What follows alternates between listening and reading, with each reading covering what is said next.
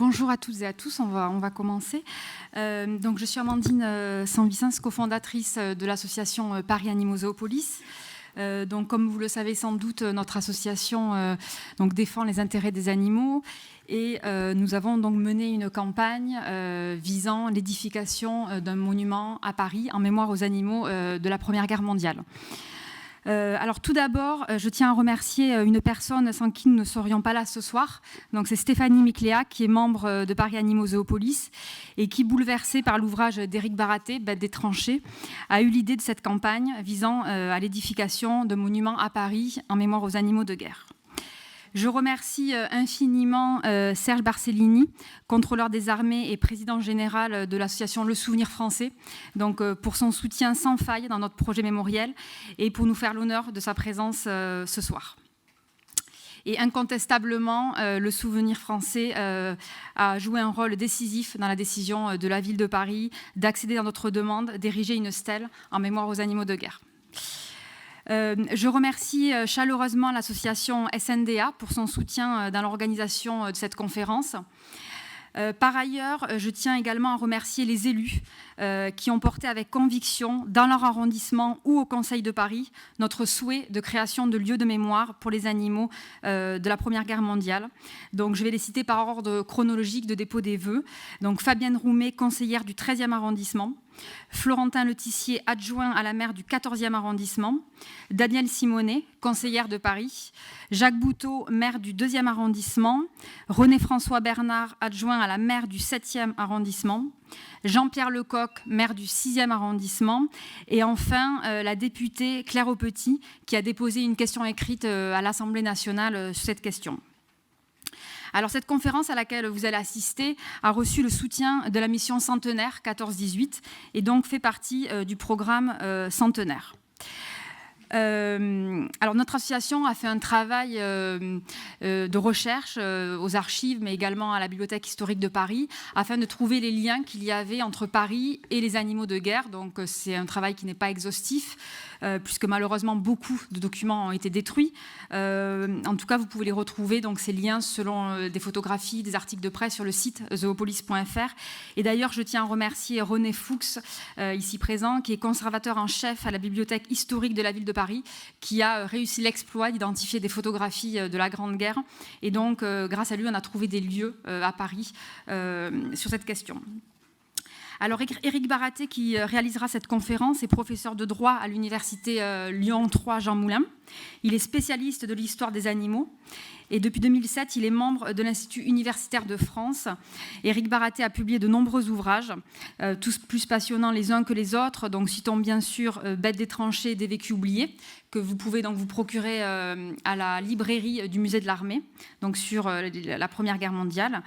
Il y a également Le point de vue animal, une autre version de l'histoire, ou encore Biographie animale, des vies retrouvées. Donc Florence Burgat, qui va réaliser l'introduction, est philosophe, directrice de recherche à l'INRA. Elle est spécialiste de la condition animale et du droit animalier. Florence Burgat a écrit de nombreux ouvrages fondateurs sur la question animale. Citons notamment Animal mon prochain, Une autre existence et l'an dernier L'humanité carnivore.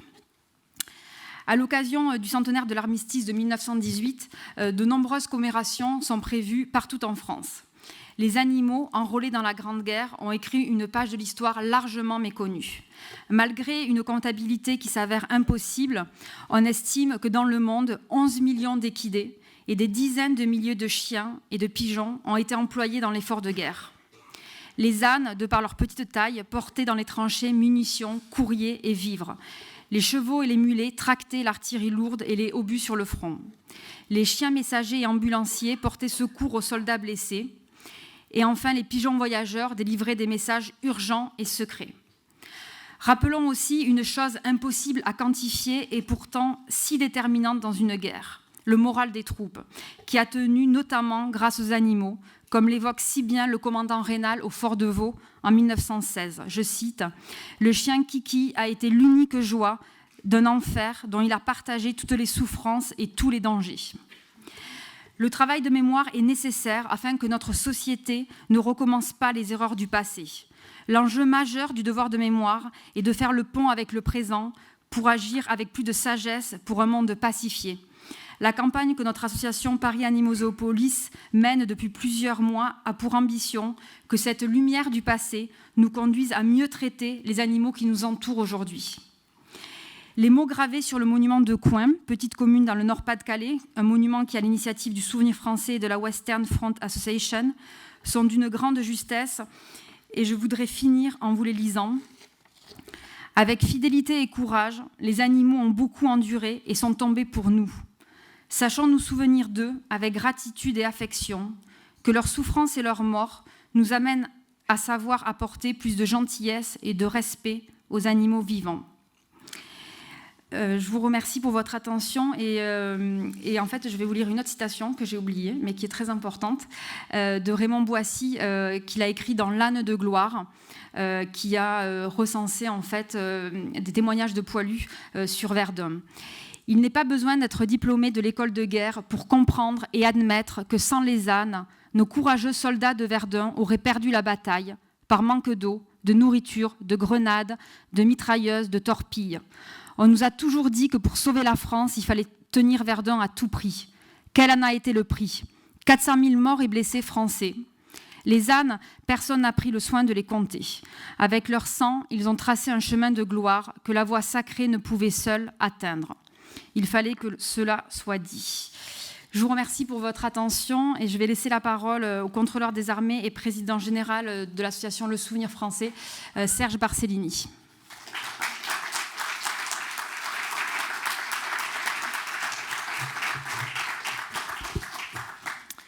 Chers amis, si vous le voulez bien, chers amis, moi je ne vous ai pas préparé un grand discours. Donc je vais vous dire deux, trois idées simples. La première chose qui est intéressante, c'est de voir qu'au centenaire, on s'intéresse aux animaux. Vous savez, quand on a fait le cinquantenaire de 1918, alors je vous rappelle que c'était une mauvaise date, c'était 1968, alors c'était pas très bon. C'était pas très bon, je vous le rappelle, à toute fin utile, mais on ne s'est pas du tout intéressé aux animaux. D'ailleurs, on s'est à peine intéressé aux maréchaux, si vous voyez à quoi je fais allusion. C'était en 1968. Et puis, les 80e, 70e anniversaire, 80e, voire 90e, les animaux ne sont pas apparus dans la vie commémorative. Donc, c'est une première réflexion que nous devons avoir, grâce à vous, mais grâce à vous, car derrière, il y a eu une mutation de l'opinion publique sur ce thème, sur la perception des animaux comme êtres sensibles et comme êtres vivants. Et la vie commémorative est toujours simplement le réceptacle. La mémoire est passionnante parce que la mémoire, c'est le réceptacle des évolutions de l'opinion publique. Vous le savez bien, nous le vivons au quotidien. Pour d'autres sujets importants, je ne vous parlerai pas de la torture en Algérie, mais vous savez très bien que l'opinion publique, la mémoire est le réceptacle des évolutions de l'opinion publique. Et sur les animaux, c'est typique. La vie commémorative est en train d'influencer la politique de mémoire. La mémoire est le réceptacle des évolutions de l'opinion publique. C'est la première réflexion que je voulais vous dire. Et puis, la seconde réflexion, mais vous l'avez déjà amorcée. Quand on va parler de ce monument à Paris, vous vous êtes battu avec juste raison. Ce qui ne se fait pas à Paris, tout le monde s'en fout. C'est quand même un problème, parce qu'à Coing, il est bien le monument que vous avez cité tout à l'heure avec sa citation. Aujourd'hui, à Verdun, il y a tellement de monuments que c'est plus la peine d'en mettre un. Je vous engage à ne pas aller mettre un monument sur les animaux à Verdun. Il y en a déjà beaucoup trop de monuments. Et c'est vrai qu'il le faut à Paris. Il faut ce monument à Paris si vous voulez faire de cet enjeu un enjeu à la fois national et beaucoup plus loin, j'allais dire universel, sur la conception même de la place des animaux. Alors, sur cette affaire des animaux, vous l'avez déjà un peu cité, mais moi je vous rappelle que les animaux, ils ont toujours été présents dans la mémoire des combattants. Et ils étaient présents dans le vécu quotidien des habitants, des combattants, excusez-moi. Dans le vécu quotidien dans les tranchées, il y avait les animaux. Simplement, j'attire votre attention que quand vous regardez, vous ne l'avez pas tout à fait dit ça, quand vous regardez les lettres des poilus, quand vous regardez les textes des poilus, quand vous regardez les premiers livres des poilus après la Première Guerre mondiale, c'est les animaux nuisibles qui l'emportent. Je vous rappelle toujours qu'il y a, pour 14-18, une typologie de 3 types d'animaux.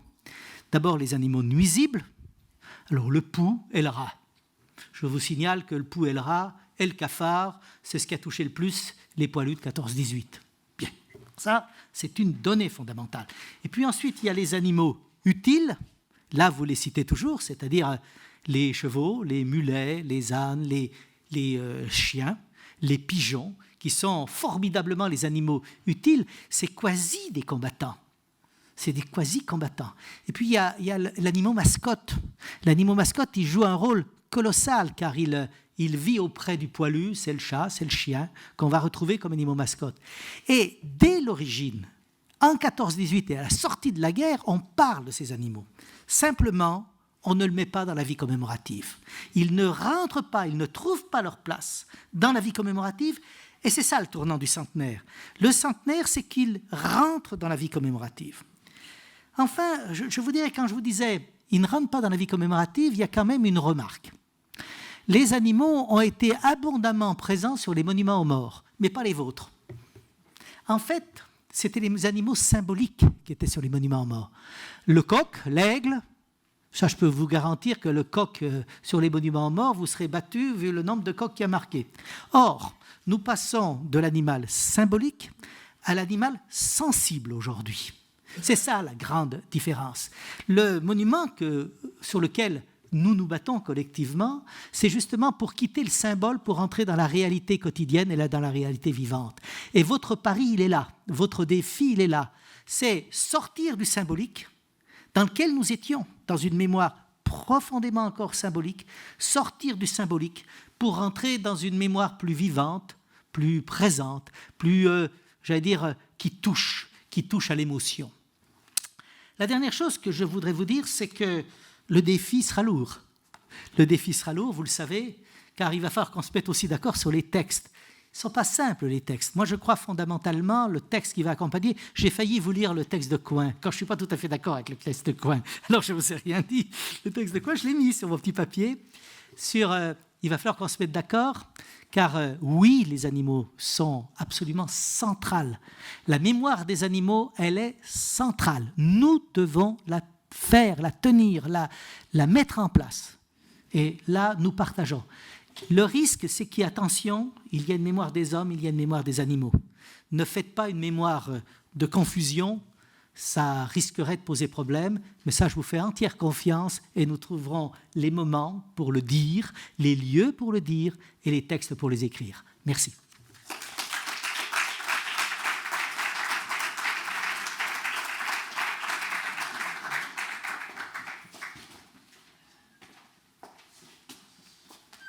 Merci. On accueille Florence Burga, philosophe. Merci. Merci Amandine.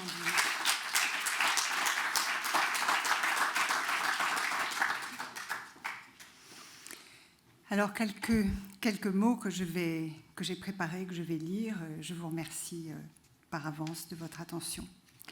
Lorsqu'une catastrophe naturelle ou industrielle survient, un feu, un tremblement de terre, une inondation ou une explosion, et qu'elle cause un grand nombre de victimes, leur sombre compte se borne à celui des victimes humaines.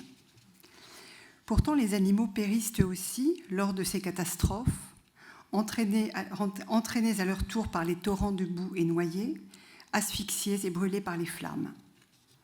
Comme s'ils nous étaient invisibles, comme s'ils n'avaient jamais existé, comme si la manifestation de leur peur et de leur douleur ne nous rappelait rien et ne nous appelait pas, ils meurent dans l'ignorance volontaire. L'on pourrait rétorquer que cette indifférence n'est somme toute pas criminelle. Mais rien n'est moins sûr, car elle est intimement corrélée à l'autorisation, validée par le droit, de traiter les animaux selon le régime des choses destructibles. En France, comme ailleurs, c'est par milliards qu'ils sont abattus, par dizaines de millions qu'ils sont chassés, par centaines de millions qu'ils sont, selon le terme consacré, sacrifiés dans les laboratoires. La dénégation des violences massives dont les animaux font l'objet et l'organisation de l'oubli de leur mise à mort sont au cœur de ce qui est un système. En effet, tout y a une justification, rien de ce qui concourt à son bon fonctionnement n'a été laissé au dehors. Ils forment une totalité close.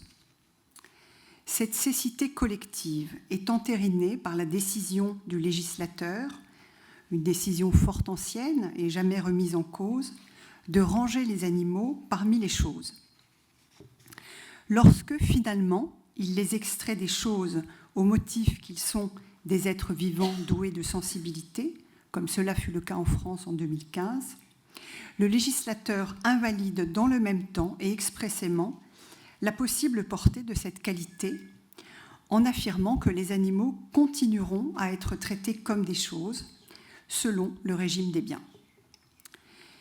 Cette cécité est l'expression du sentiment acquis, ressassé, célébré de notre distinction métaphysique et des droits infinis qu'elle nous donnerait sur tous les animaux, et notamment ceux qui nous sont les plus proches. Une distinction métaphysique est par essence insaisissable et ineffable.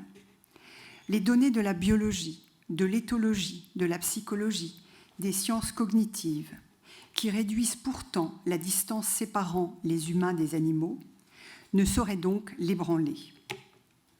Non qu'il faille ne plus distinguer les espèces et les individus, l'indistinction anthropozoologique ne rendant pas justice à l'originalité de la vie humaine, ni à celle des vies animales, qui, spécifiquement et individuellement, ont aussi leur caractère propre et leur singularité. Rechercher les compétences et les aptitudes humaines chez les animaux est somme toute aussi absurde que d'évaluer un humain à l'aune des compétences et des aptitudes d'un oiseau, d'un poisson, d'un tigre ou d'un lézard. Mesurer les performances cognitives des animaux conduit immanquablement à voir en eux des intelligences limitées, des proto-communicants, au mieux des frères inférieurs. Est-ce bien là ce qui confère à un individu une valeur morale ? En vérité, l'égalité de destin se joue ailleurs. Elle se joue dans l'épreuve commune aux êtres de chair et de sang.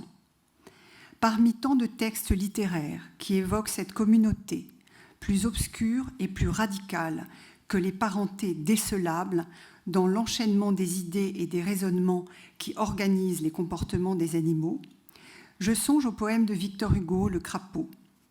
Ce noir martyr qui n'a pas même un râle, meurt tué par jeu, enfermé dans son propre silence, pas même un râle, auquel répondent les rires et la tacite approbation de la collectivité humaine. Un silence assourdissant entoure en effet la mise à mort des animaux. Pourquoi se souvenir d'elle, puisqu'elle est en quelque sorte toujours déjà déniée ? Lors de la plupart des usages qui sont faits des animaux, l'homme domine et la bête subit. Sur le front de la Grande Guerre, sur les champs de bataille et dans les tranchées, ce fut l'indistinction des conditions humaines et animales. Au milieu d'un brouhaha de propos indignés à l'idée que nous, aujourd'hui, enfin, nous, les épargnés, devrions aussi nous souvenir des oubliés d'entre les oubliés, c'est le Souvenir français, l'association la plus importante pour le travail de mémoire des soldats morts pour la France et de l'entretien de leurs tombes, qui appuya le projet d'un monument pour les animaux de la Grande Guerre. Car cette communauté de destin que nous avons voulu méconnaître, les poilus la connaissaient. Leurs témoignages lui font place. Pourquoi ces 11 millions d'animaux tués devraient-ils être omis de nos récits, proscrits de nos mémoires ? La vie des martyrs, titre du livre de Georges Duhamel, Médecin au front, fut aussi la leur. Affublés de masques et de capotes, chargés de missions impossibles, croulant sous le poids de leurs charges, parfois jetés en pâture, ils ont été pour les poilus des compagnons de malheur.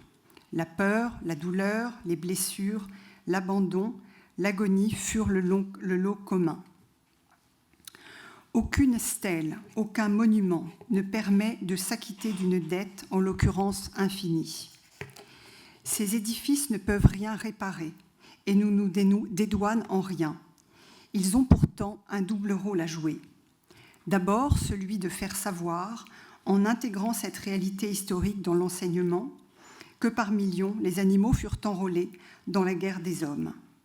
Ensuite, de manière indirecte, celui de rappeler que cet enrôlement n'appartient pas au passé et qu'il outrepasse la situation exceptionnelle de la guerre.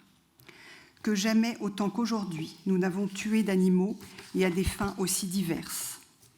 Ces monuments devraient donc initier une réflexion générale sur l'insouciance avec laquelle nous disposons des animaux, sur notre aveuglement face à leurs vies mutilées et captives.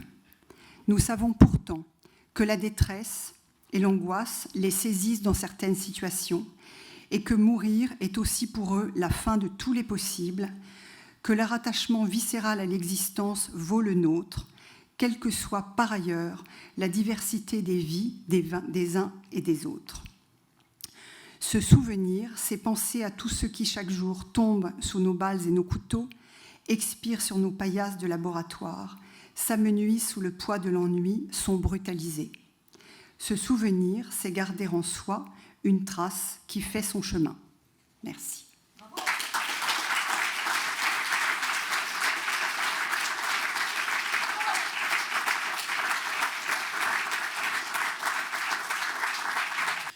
Bien, bonjour et merci aux organisateurs de m'avoir invité pour cette présentation et puis toute ma reconnaissance à leur travail actuellement donc pour faire admettre et imposer et reconnaître ce monument. Alors je vais vous parler donc de cette guerre. Alors je ne sais plus combien de temps j'ai eu, 1 heure, quelque chose comme ça. Hein. En 1 heure, je ne vais pas pouvoir vous raconter évidemment la participation des animaux. Je vais simplement mettre des flashs sur certains aspects. Et puis à la fin, je terminerai avec la notion de la reconnaissance qui était déjà très forte à l'époque de la guerre et qui fait que finalement, on ne ferait que conclure avec ce monument, hein, conclure un souhait, réaliser un souhait qui était celui de beaucoup de poilus ou de soldats anglais, allemands à l'époque. Alors d'abord, un constat, cette guerre de 14, c'est la guerre qui a le plus enrôlé d'animaux dans toute l'histoire humaine. Mais on l'a largement oublié. Un peu moins maintenant parce que c'est revenu à la surface, mais pendant très longtemps, ça a été oublié. Hein. Il a été dit que les commémorations n'en parlaient absolument pas. Pourquoi ? Parce qu'on s'était fait une image de cette guerre comme la première guerre industrielle, avec les trains, les tanks, les avions, les mitrailleuses, etc., etc. Et donc la présence de ces animaux nous paraissait un peu anachronique. Et ça serait faire un très mauvais jugement des historiques. Pour les gens de l'époque, ça n'avait rien d'anachronique. En fait, les gens de l'époque mobilisaient tous les moyens disponibles et eux ne faisaient absolument pas de distinction entre moyens modernes, soi-disant modernes, et moyens soi-disant antiques. En plus, on employait peu de chiens jusqu'à 1914, quasiment pas de pigeons non plus, sauf un peu en 1870. Donc ces moyens-là, les chiens, les pigeons, ils apparaissaient comme tout aussi modernes que le téléphone, le télégraphe ou le tank. Alors je vous ai mis ces 2 photos. Donc la première, on est en 14. Je ne sais pas si je peux. Voilà. On est en 14. Et c'est une route du nord de la France, occupée donc par les Allemands. Et vous voyez l'omniprésence des attelages hippomobiles. On n'a qu'une malheureuse voiture ici. Enfin, voiture dans notre sens à nous du terme, une automobile. Tout le reste ce sont des attelages hippomobiles. La guerre sans ces chevaux n'est pas possible. Il y a un très beau discours de Guillaume II en août 14, début août 14, avec une phrase qui, lorsque je l'ai découverte, m'avait beaucoup étonné. Il déclare « Nous allons nous battre jusqu'au dernier souffle de nos hommes et de nos chevaux ». C'est une association qui maintenant nous étonne beaucoup, mais dans le contexte de l'époque, elle est tout à fait compréhensible. Sans chevaux, il n'y a pas de guerre possible. Et pour vous donner 3 exemples, après la bataille de la Marne, l'état-major français veut profiter de cette victoire et encercler l'armée allemande et régler très vite la guerre. Et il n'y arrive pas. L'armée française n'y arrive pas, et en grande partie parce que les chevaux sont épuisés. Ils n'arrivent plus à suivre. L'armée allemande essaye à son tour de contourner l'armée française. Elle n'y arrive pas, en grande partie pour les mêmes motifs. Et tout le monde essaye d'encercler l'autre et va comme ça, c'est ce qu'on a appelé la course à la mer, va jusqu'à la Manche. Personne n'y arrive parce qu'en grande partie, les chevaux sont épuisés. Et le résultat est évidemment énorme. C'est 4 ans de garde tranchée derrière. La conséquence est tout à fait fondamentale. Et puis en 18, En 18, les Allemands lancent une grande offensive. Voilà un des exemples, j'ai mis la photo ici, de cette alliance donc, dans la modernité des hommes et des chevaux, puisque tout le monde porte les masques à gaz. Et en 18, l'armée allemande lance une grande offensive qui est à 2 doigts de réussir et qui échoue en grande partie parce que l'armée allemande ne peut pas mobiliser toutes ses forces. Il y a une partie des régiments d'infanterie qui restent armes aux pieds. Pourquoi ? Parce qu'ils n'ont plus assez de chevaux valides qui peuvent transporter le matériel.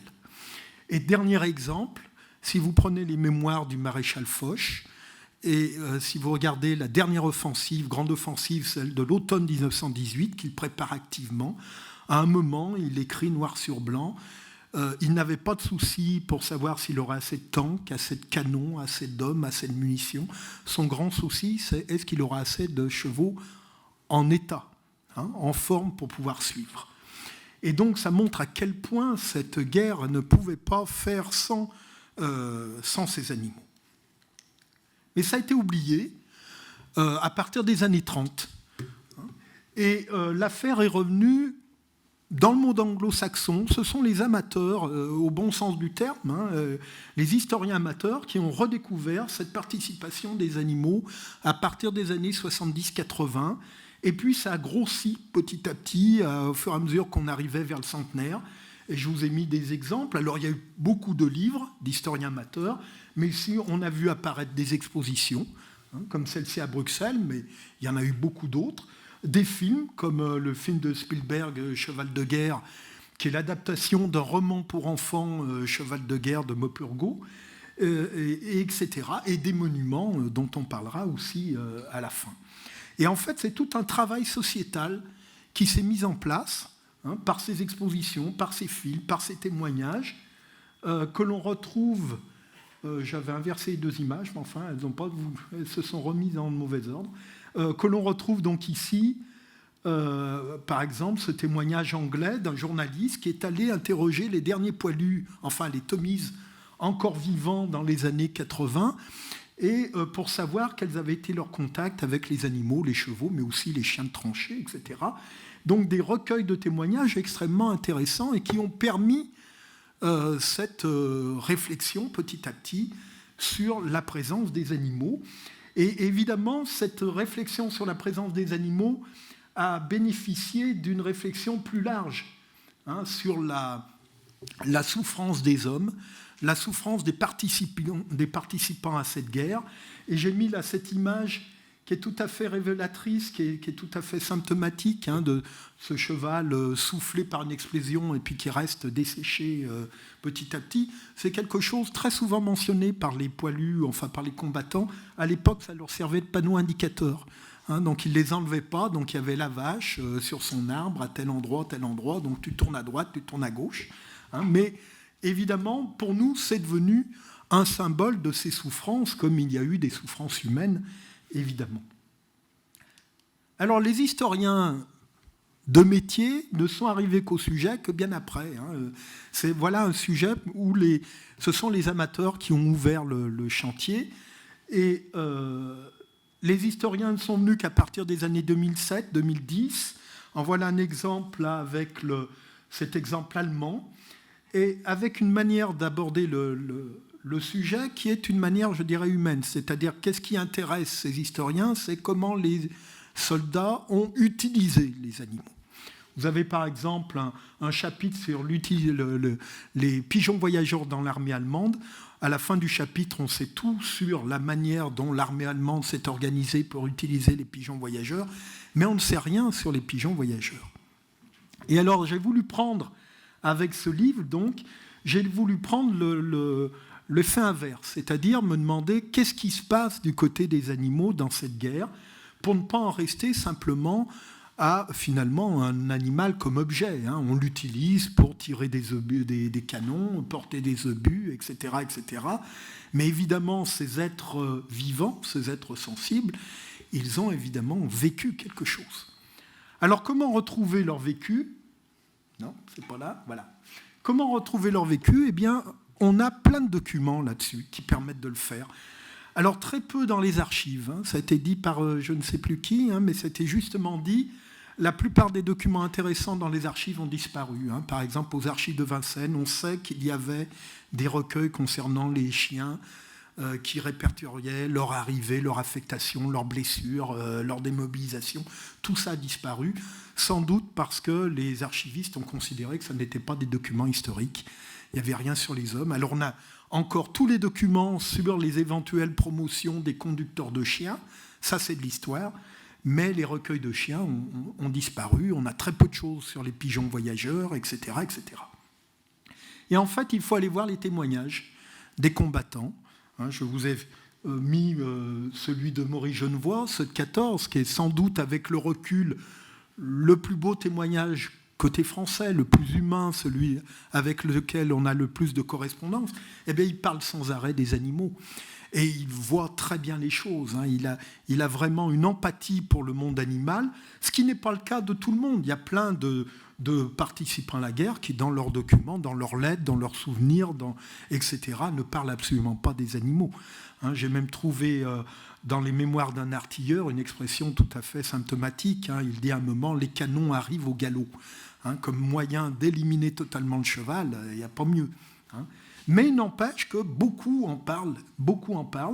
Et puis on trouve d'autres types de documents. On trouve par exemple tous les textes des vétérinaires, comme celui-ci, ce vétérinaire anglais, qui dès la fin 1918 fait cette espèce de bilan de l'utilisation des chevaux dans l'armée anglaise. Et donc il apporte extrêmement d'informations sur les maladies, les blessures, la manière de les soigner, etc., etc. On a aussi un troisième type de documents. Ce sont notamment ceux qui ont poussé les armées à utiliser des chiens. Et en 1925, et du côté anglais et du côté français, les deux initiateurs produisent un livre où ils racontent comment ils entraînaient les chiens, comment ils les choisissaient, etc., etc., quelle méthode ils employaient.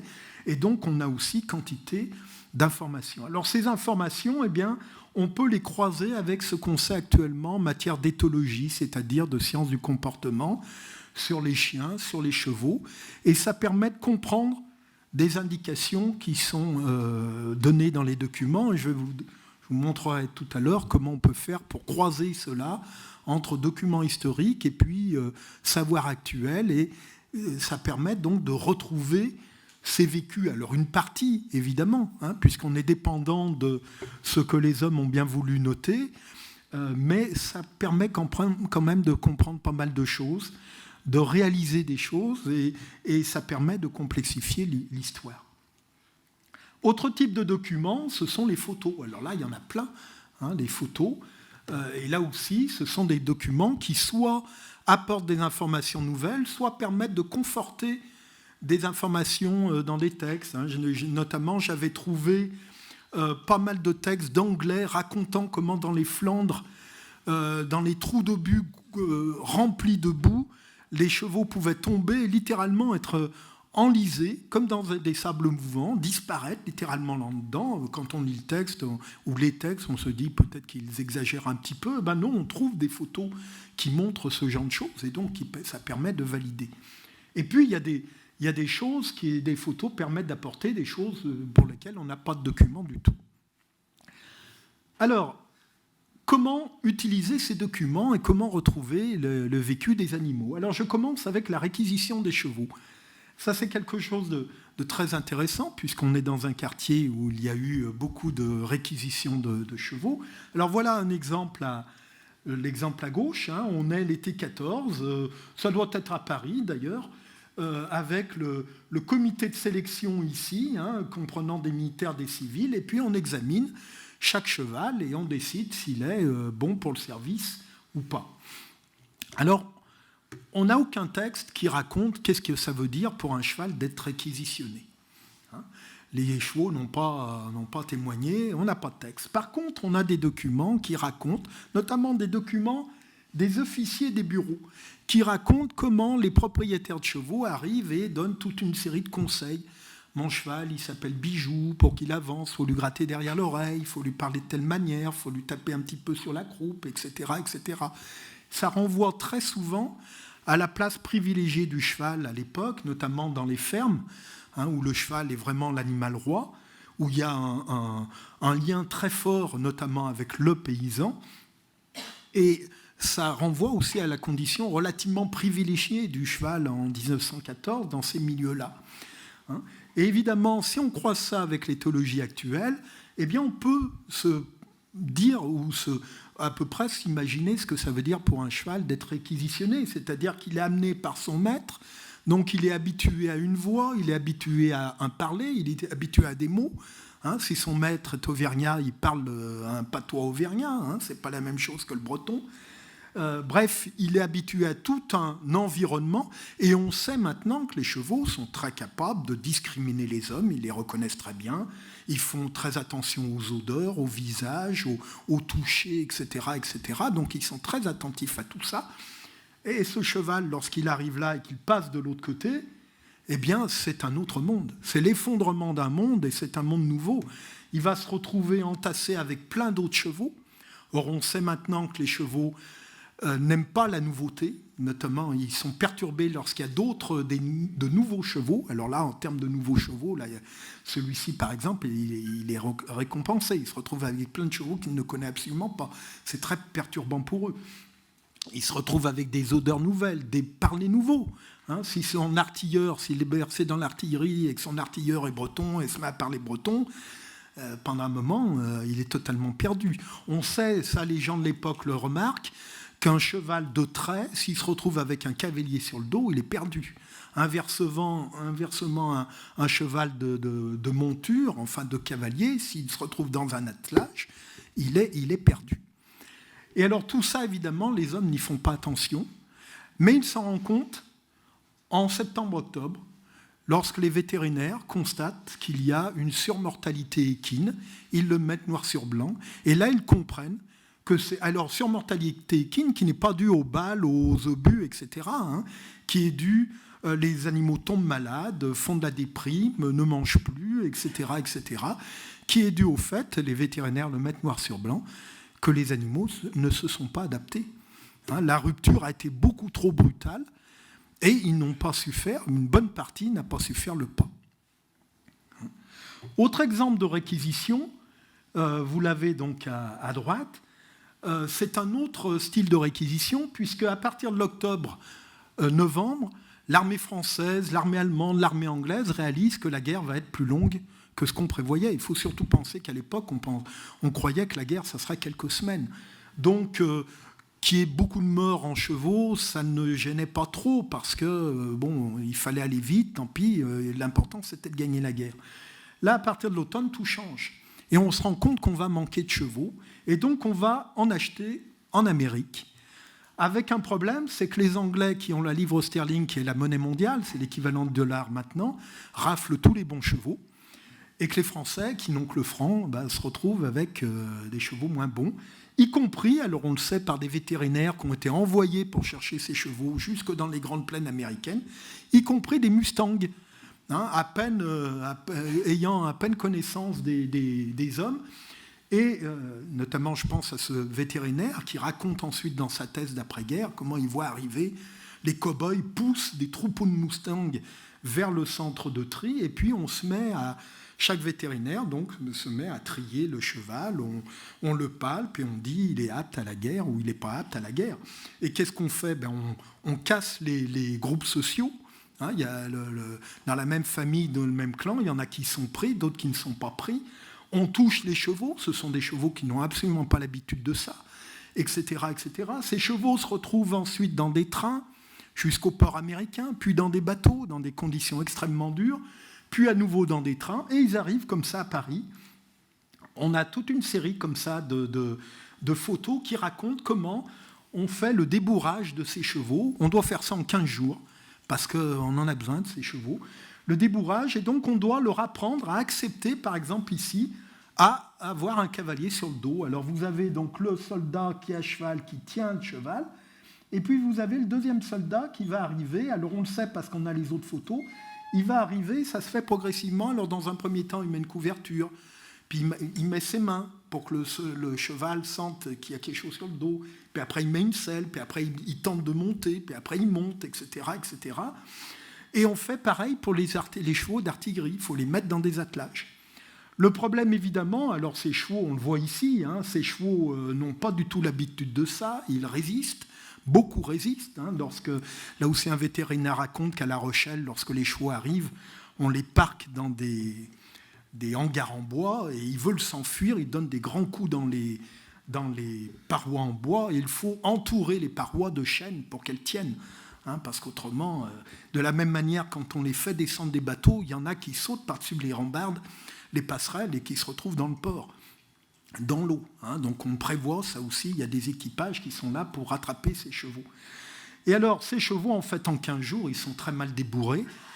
Et j'ai trouvé des textes d'artilleurs racontant comment ils ont touché. Hein, notamment, il reçoit un de ses chevaux dans son attelage, un cheval à peine domestiqué, qui ne veut pas travailler, et qui met la foire totale dans l'attelage, hein, parce qu'il ne veut pas tirer, il rue, etc. Et les autres chevaux sont totalement perdus.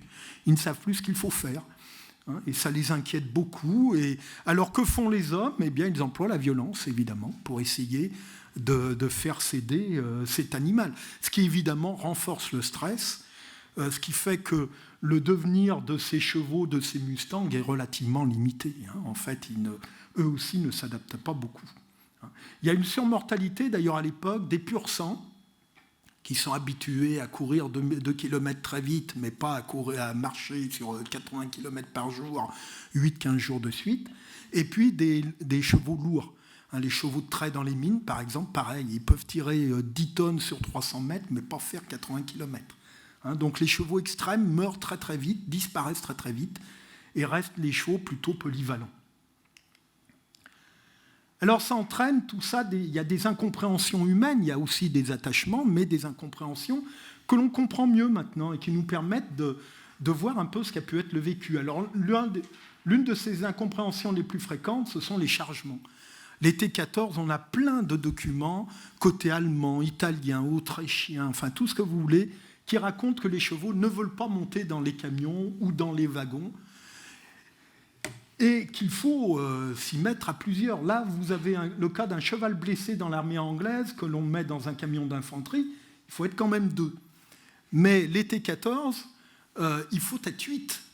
Hein, c'est-à-dire qu'on emploie une grande courroie en cuir, on la fait partir d'une épaule, on passe par la croupe, on arrive à l'autre épaule, 3 hommes d'un côté, 3 hommes de l'autre côté, un devant, un derrière. Ça fait 8 personnes pour monter le cheval. Et ils résistent. Hein. Et les gens de l'époque ne comprennent pas pourquoi. Maintenant, on sait à peu près l'expliquer. Ça vient de la vision équine. Hein. C'est-à-dire que les chevaux voient à peu près à 360 degrés. Donc, comme là, ce cheval-là, il se demande bien pourquoi, alors que tout est libre autour, pourquoi on l'emmène contre un obstacle. Hein.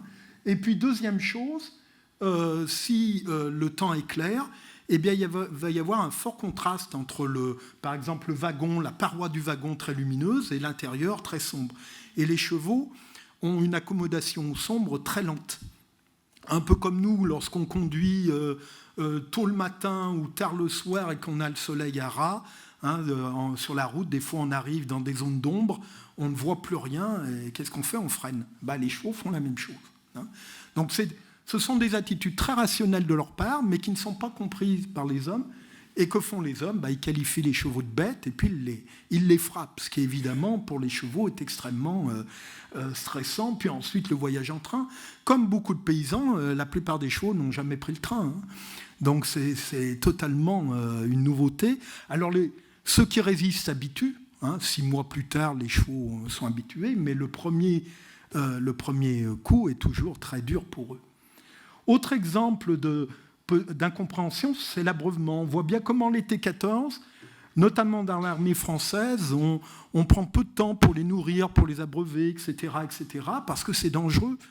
Hein, il faut descendre de la selle, il faut peut-être aller à 100 mètres, 300 mètres, 400 mètres du camp, avec le risque de se retrouver de tomber dans une embuscade, d'y laisser sa vie.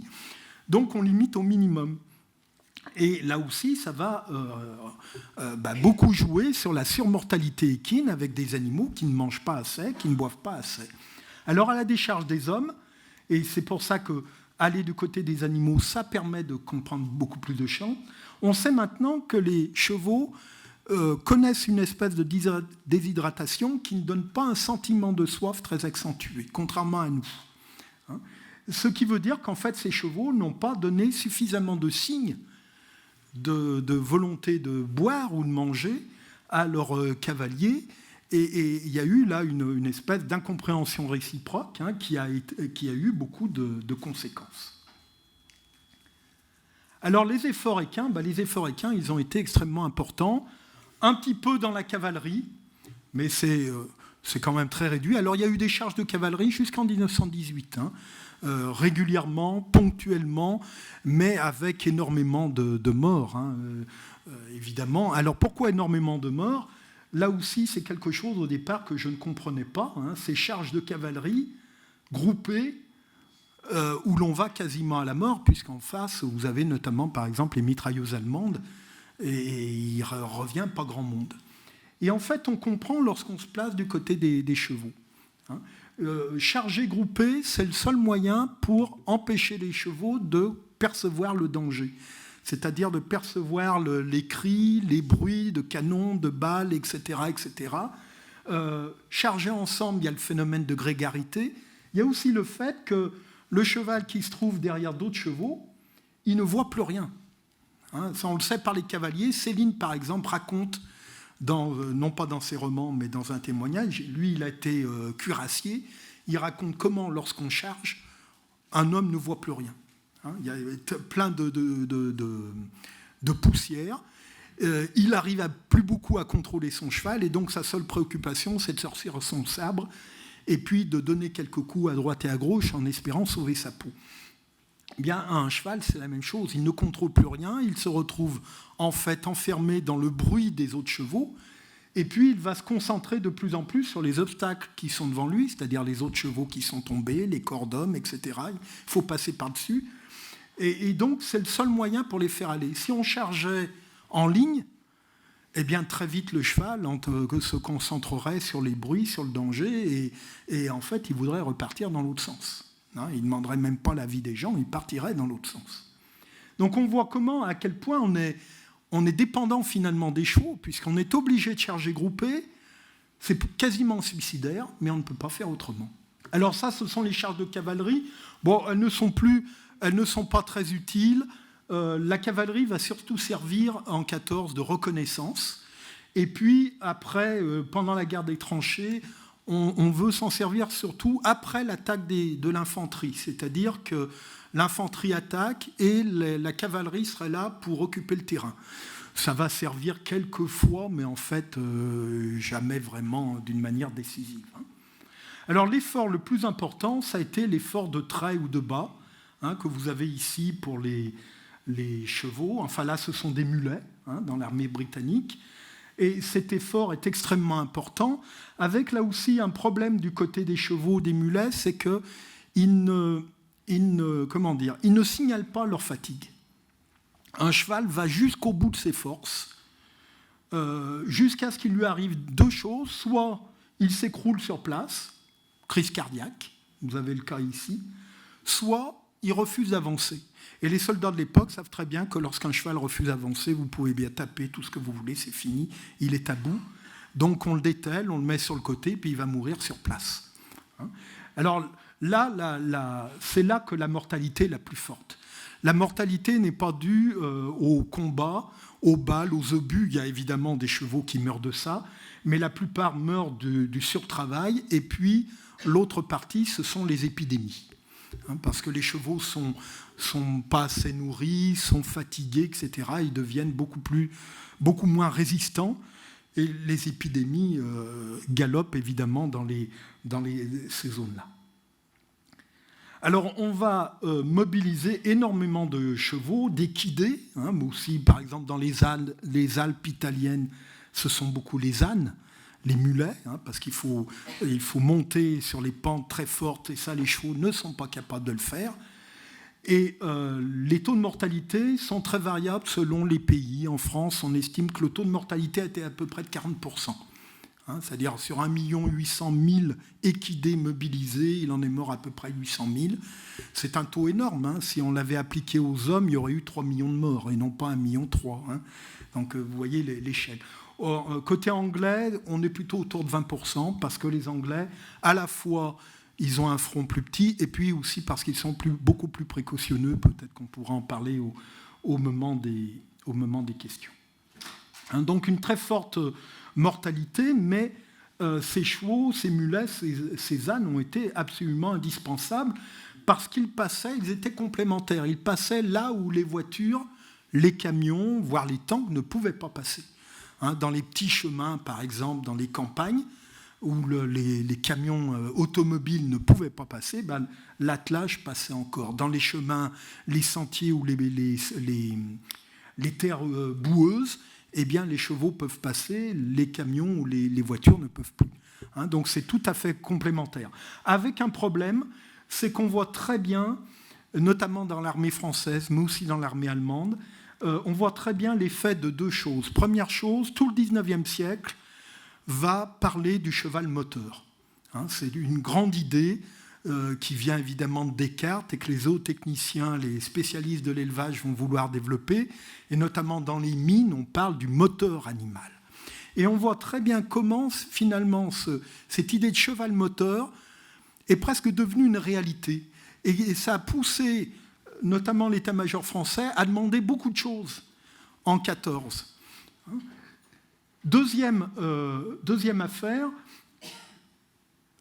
cette guerre de 14, notamment l'été 14, on a un problème entre l'arrière et l'avant. À l'arrière, on peut aller très vite.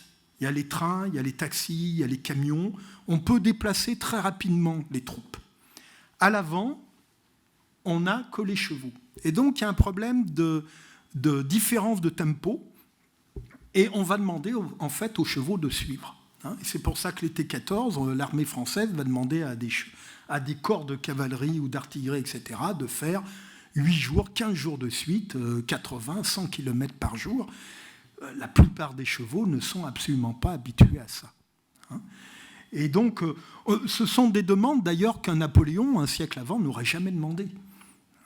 Mais là, on est tellement pris dans cette idée d'animal moteur et tellement pris dans cette idée qu'il faut aller vite qu'on dépasse, on oublie évidemment qu'on est face à des êtres vivants. Et c'est quelque chose de très fort. J'ai trouvé un texte de 1913 d'un club hippique où l'on soutient que le cheval bénéficie d'une énergie inépuisable. Ce qui est tout à fait étonnant. On voit bien à quel point cette idée d'animal moteur est... Alors évidemment, avec de telles idées, on pense qu'on peut demander tout. Alors les choses vont se modérer après, avec la surmortalité. On est beaucoup plus précautionneux au moment de la guerre des tranchées. Il n'empêche que les conditions restent évidemment très dures. Alors il n'y a pas que les chevaux, il y a aussi les chiens. Alors ces chiens sont... Au départ, l'idée est développée dans l'armée allemande, c'est d'avoir des chiens sanitaires. L'idée, c'était qu'on allait avoir une guerre très rapide, avec des champs de bataille très larges, très longs. Et c'est vrai que la bataille de la Marne, par exemple, fait 50 km de long. Avec un tel champ de bataille, la question qui devient importante, c'est comment retrouver les blessés. C'est pas évident. Et donc, l'armée allemande va avoir l'idée de dresser des chiens, bien avant la guerre, pour aller retrouver les blessés. Et l'armée française va suivre avec des modalités différentes. Dans l'armée allemande, le chien va chercher des blessés et il a des sacoches sur lui avec la trousse de secours. Le blessé peut se soigner à condition qu'il soit encore conscient pour soigner, évidemment. C'est tout le problème. Dans l'armée française, le chien va chercher quelque chose du blessé, repère le blessé, prend notamment un képi, le ramène à son infirmier, il l'avertit comme ça qu'il a trouvé un blessé, il doit le ramener ensuite au blessé. C'est un peu plus long, mais ça permet comme ça de ne pas faire de distinction entre les blessés conscients et les blessés qui ne seraient plus conscients. Alors le problème, c'est que l'armée française a moins bien préparé que l'armée allemande. On est en France, donc les choses se font d'une manière un peu plus, légère. L'armée allemande a préparé ça, les soldats, les propriétaires de chiens peuvent, dès les années 1900, aller chaque dimanche en caserne, s'entraîner avec leurs chiens. Lorsque la guerre éclate, ils sont mobilisés dans des compagnies spéciales, etc. En France, rien de tout ça. Alors on fait, l'automne 14, on fait appel aux bonnes volontés pour amener des chiens. c'est la réquisition des chiens. Voilà un exemple à Paris. Alors, on sait qu'en fait, les deux groupes sociaux qui vont plus répondre, ce sont les bourgeois, par patriotisme, en voilà un, en tenue et qui amène son chien, et puis les paysans. Les paysans, parce qu'ils ne voulaient plus garder les chiens, ils ne voulaient plus les nourrir, parce qu'on allait rentrer dans une période de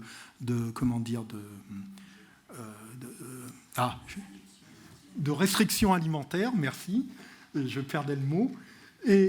Mais ça n'a pas suffi. Ces chiens-là n'ont pas suffi. Ce qui fait qu'on est allé beaucoup se servir dans les SPA et les fourrières.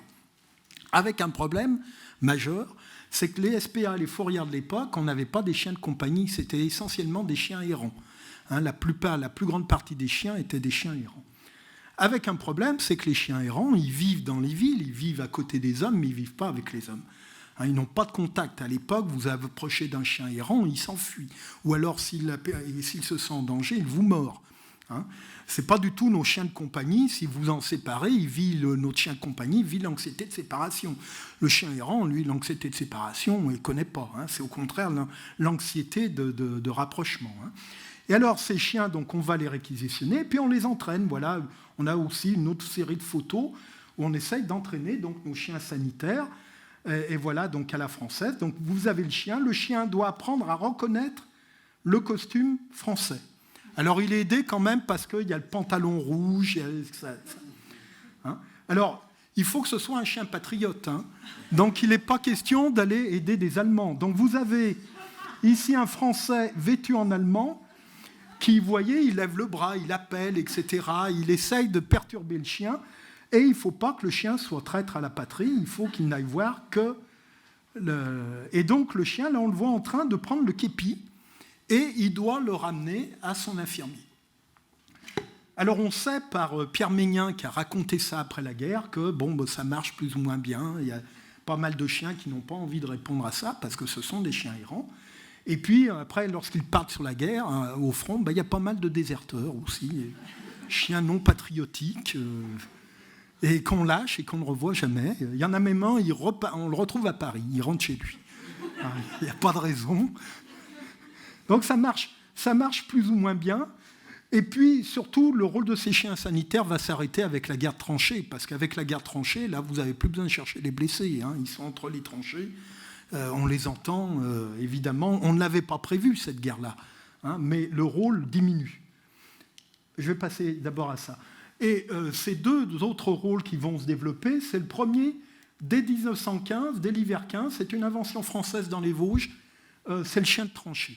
Alors pourquoi dans les Vosges ? Parce que les Vosges de l'époque, le front de l'époque, ce n'est pas du tout le front de Verdun, tel qu'on le voit, lunaire, avec des trous de partout. On est encore en pleine campagne, et dans les Vosges, on est en pleine forêt. Et rien de plus difficile en pleine forêt que de guetter et de faire attention à ce que l'ennemi ne s'approche pas et ne vous surprenne pas. D'où l'idée d'avoir des chiens qui repéreraient à l'ouïe et à l'odorat l'arrivée de coups de main. Parce que les coups de main, c'est ce que les soldats redoutent le plus. Une vraie attaque, vous l'entendez venir. Un roulement de canon, ça tombe sur vous, vous n'êtes pas surpris. Mais les coups de main, la nuit, chargés de faire des prisonniers pour pouvoir les interroger, et ça, vous ne les entendez pas. En plus, c'est très meurtrier, parce que l'équipe qui va arriver, elle va tomber sur un groupe, elle ne veut qu'un prisonnier. Les autres, évidemment, pour qu'ils ne donnent pas l'alerte et qu'on ait le temps de retourner, on les tue, à l'arme blanche, etc. Donc c'est très redouté des soldats, d'où cette idée donc, d'avoir ces chiens. Alors là aussi, ça va relativement bien marcher, ça dépend des chiens. Il y a des chiens qui se révèlent très bons, les meilleurs repèrent à 300 mètres. 300 mètres dans la guerre de tranchée, où l'ennemi arrive en rampant, vous avez le temps de voir arriver. Là, vous avez le temps de vous préparer, parce qu'il ne fait pas 300 mètres, l'ennemi ne fait pas 300 mètres en 3 secondes. Mais il y en a d'autres qui sont moins bien, mais ça va quand même être un rôle extrêmement important. Mais le rôle le plus important, à partir de 1916, c'est celui-ci, c'est le rôle de chien messager. C'est-à-dire porter des messages entre l'avant et l'arrière. Alors là, on a le cas anglais. Ça va être le cas aussi en France, en Allemagne, etc. Avec des approches totalement différentes qui sont très intéressantes. Côté anglais, alors on le sait parce que l'initiateur a publié ses mémoires après, côté anglais, on met l'accent sur la fusion entre le chien et son conducteur. Et ça veut dire que lorsqu'on prend le chien, le conducteur est toujours à l'arrière avec ses chiens. Lorsqu'on veut un chien de messager, on en prend un, on l'emmène en première ligne, on l'attache, et on ne le lâche que lorsqu'on a un message à lui faire transporter. Et le chien, dans le cas anglais, s'il est en fusion, en empathie avec son maître, il va ne penser qu'à une chose, c'est retrouver son maître. Donc il va partir à l'arrière. En tenant compte du fait que le chien, on le sait maintenant, entre l'arrière et l'avant, eh bien, il va cartographier, par les odeurs, par la vue, par les sons, il va cartographier les endroits où il passe. Ça va lui permettre de revenir en arrière, même si l'endroit a été totalement bouleversé par les bombardements. Et alors avec cette méthode, on a des chiens très bons. L'anglais raconte qu'il y a même des chiens très performants qui sont capables de retrouver leur maître, même si le maître s'est déplacé pendant le temps que le chien était en première ligne. Donc, alors c'est exceptionnel, mais tout de même. Mais ça n'est valable que s'il y a une très forte empathie avec le maître. Et puis, il y a un tri. Les Britanniques font faire passer une batterie de tri aux chiens qui arrivent chez eux, et en fonction des capacités, ils les envoient à telle ou telle fonction. L'armée française, c'est tout autre chose.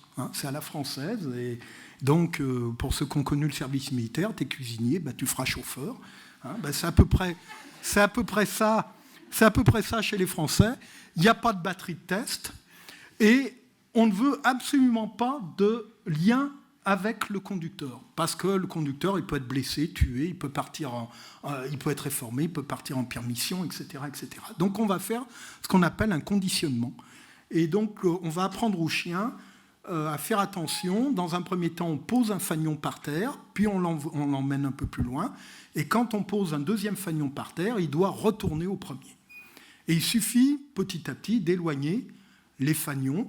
Et les bons chiens, on peut aller comme ça jusqu'à 3-4 km, ce qui est largement suffisant pour aller de l'avant à l'arrière, 3-4 km. Et alors, on a du coup des chiens comme ça qui sont des espèces d'automates. On peut changer de conducteur et dès que le chien voit un fanion être mis par terre, il repart dans l'autre sens. Avec de très bons chiens qui sont capables de faire l'aller-retour. Ce qu'un chien anglais n'est pas capable de faire. Lorsqu'il a retrouvé son maître, il ne veut pas repartir. Alors que les chiens français, lorsqu'il revient à l'arrière, on lui remet le fanion par terre, il retourne chercher l'autre fanion. Bon, les Allemands, c'est encore différent, je ne veux pas rentrer dans les détails. Mais vous voyez que c'est... Alors, ces chiens sont extrêmement importants. Là aussi, ça n'est pas du tout quelque chose d'anachronique. C'est une nouveauté pour l'époque. C'est aussi nouveau que le téléphone. Et c'est complémentaire. On utilise les chiens quand le téléphone ne marche plus, quand le télégraphe ne passe plus, quand les hommes ne peuvent plus passer, on fait passer le chien, ou alors les pigeons voyageurs. Et l'intérêt du chien, c'est qu'il est plus bas, donc c'est une cible moins facile. Il va plus vite. Les temps n'ont rien à voir. Là où l'homme va mettre 3/4 d'heure, le chien va mettre 5-10 minutes. Donc c'est extrêmement performant, à condition évidemment que le chien ne veuille bien retrouver son maître, etc. Là aussi, on a des déserteurs, ou alors des chiens. L'armée anglaise, par exemple, dans les premiers temps où elle utilise ses chiens messagers, elle est obligée de faire de l'éducation des soldats des tranchées en leur disant ne leur donnez pas d'os, ne leur donnez pas de viande, parce qu'évidemment, à ce moment-là, le chien s'arrête. Il fait une halte relativement prolongée et il oublie son message. Mais c'est quand même tout à fait important et ça vient donc en complément des autres moyens et ça va durer jusqu'à 1918. Ces chiens sont importants. Et ils viennent donc en complément du troisième type d'animaux utilitaires, entre guillemets, qui sont les pigeons voyageurs. Alors ça aussi, c'est une arme nouvelle pour l'époque. Il y a eu quelques tentatives en 70 et puis après, mais vraiment, on prépare l'affaire pour la Nouvelle Guerre. Là aussi, ce sont les Allemands, les Belges et les Français qui sont allés les plus loin avant même la guerre. Et puis les Anglais vont s'y mettre, les Américains vont s'y mettre, etc., etc. Alors, les pigeons voyageurs, c'est comme les chiens messagers, c'est-à-dire qu'ils sont chargés de transporter des messages de l'avant vers l'arrière. Alors en fait, le mécanisme est basé sur la très forte complicité dans un couple. Les couples de pigeons, l'union entre le mâle et la femelle est très forte. Et donc l'idée, c'est dans les pigeonniers à l'arrière, les pigeonniers sont toujours à l'arrière, on a le couple et des petits. Si on veut avoir un pigeon voyageur, on prend un des deux adultes, on le met dans une cage comme vous avez ici, une cage en osier, que l'on amène en première ligne. On garde ce pigeon dans sa cage en osier tant qu'on n'en a pas besoin. Et quand on en a besoin, eh bien, on l'installe, c'est le cas ici, on lui installe un message dans le collier autour du cou et on le lâche. Et le principe, c'est que normalement, si l'adulte est fidèle à son conjoint, eh bien, il va chercher à revenir au colombier. Mais ça ne se fait pas d'une manière instinctive. Il faut un apprentissage. Le pigeon voyageur ne sait pas voyager comme ça par instinct. Et vous avez ici un exemple de lâcher, d'entraînement de lâcher. Pourquoi fait-on ça? C'est parce que vous avez là un pigeonnier mobile, donc que l'on va déplacer le long du front. Le pigeon a besoin de repérer son environnement, de faire une cartographie, on le sait maintenant. Il va cartographier avec le relief, avec les échos sonores, avec les odeurs, etc., etc. Et puis, il doit apprendre aussi à utiliser son compas solaire et son compas magnétique. Et ça s'apprend. Et donc, c'est le jeu de ces lâchers. Et lorsqu'un pigeonnier, par exemple, arrive dans un endroit, il ne peut pas immédiatement utiliser ses pigeons. Il faut lâcher les pigeons pour qu'ils apprennent sur 2, 3, 4 kilomètres, parce qu'on n'a pas besoin de plus la plupart du temps. Faut qu'ils apprennent à repérer, à cartographier l'endroit. Et après, lorsqu'on les lâche, eh bien, s'il fait jour, ils utilisent le compas solaire. S'il fait nuit, c'est le compas magnétique. Ou si c'est nuageux, compas magnétique.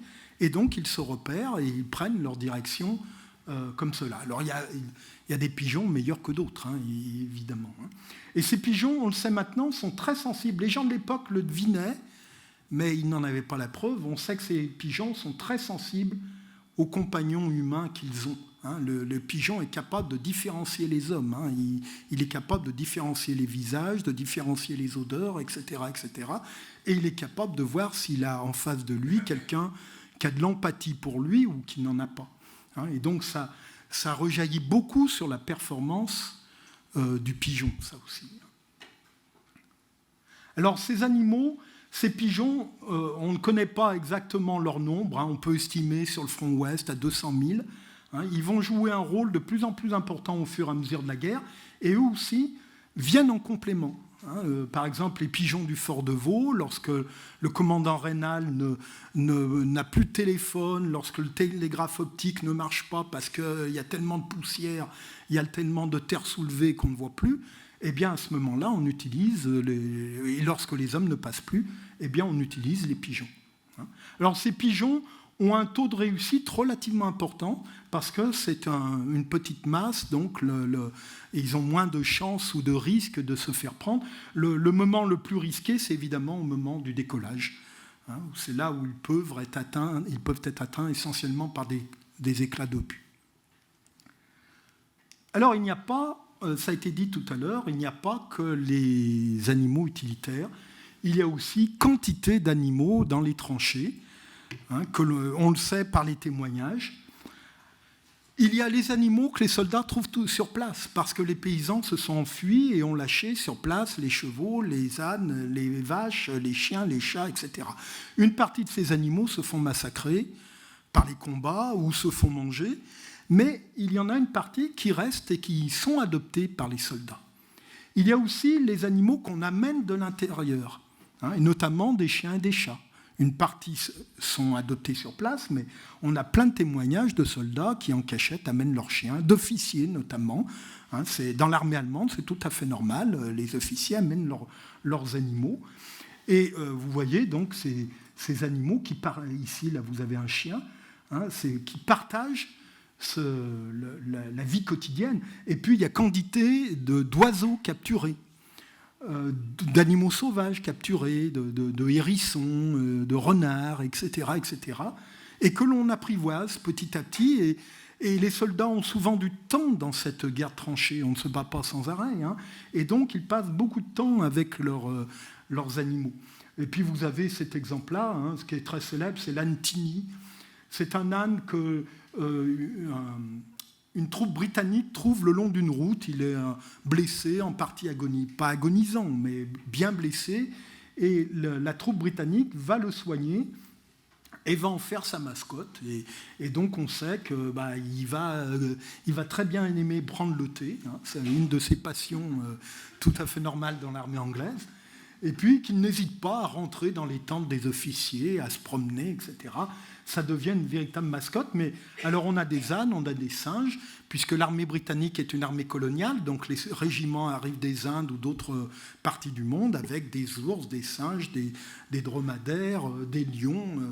Il y a notamment ce lionceau qui se retrouve dans les tranchées. Hein, et un jour, un Premier ministre anglais, je ne me rappelle plus son nom, fait une visite dans les tranchées et il tombe nez à nez sur ce lionceau. Et alors il ne perd pas son flegme, il se retourne en disant « Est-ce que je vois bien un lion ?»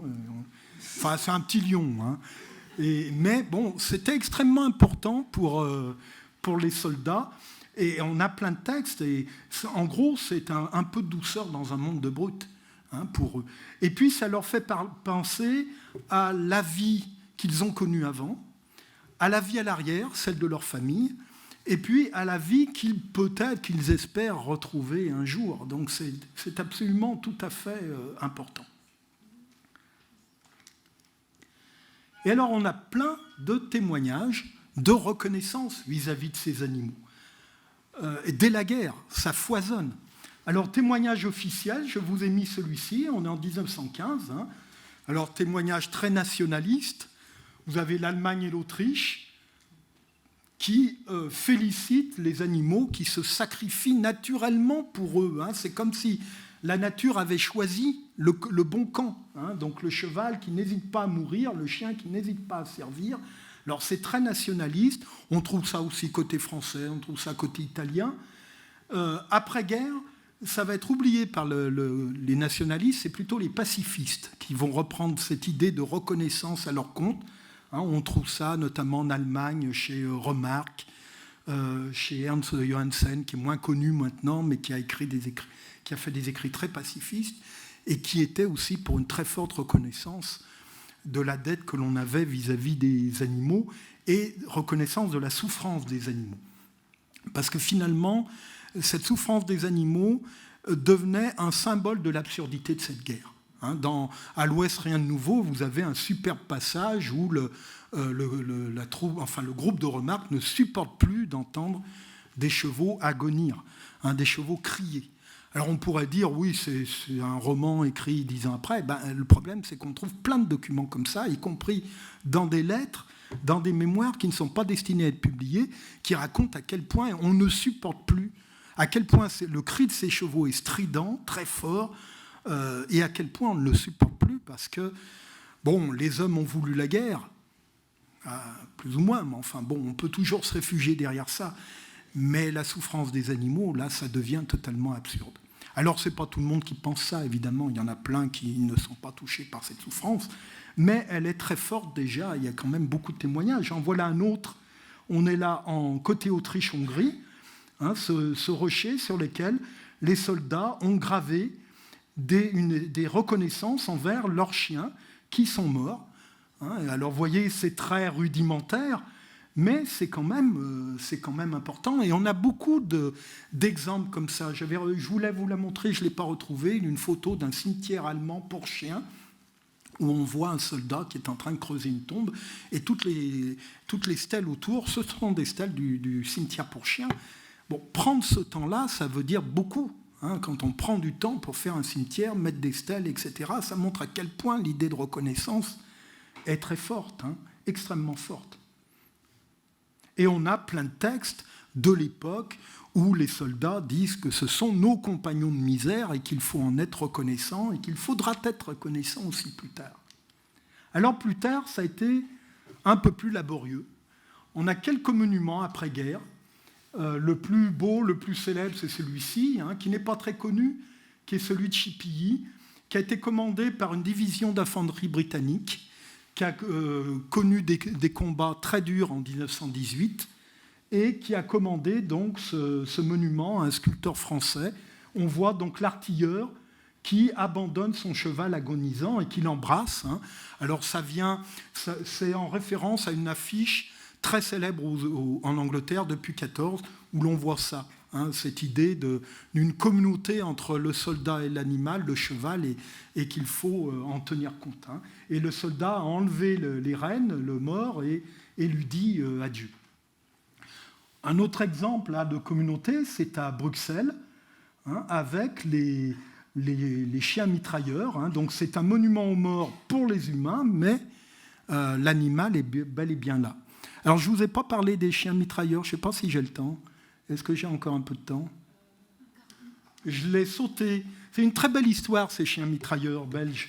Hein, parce que, alors, l'idée, elle part des mitrailleuses lourdes qui sont donc en service avant la guerre de 14. Ce sont des mitrailleuses qui font une centaine de kilos.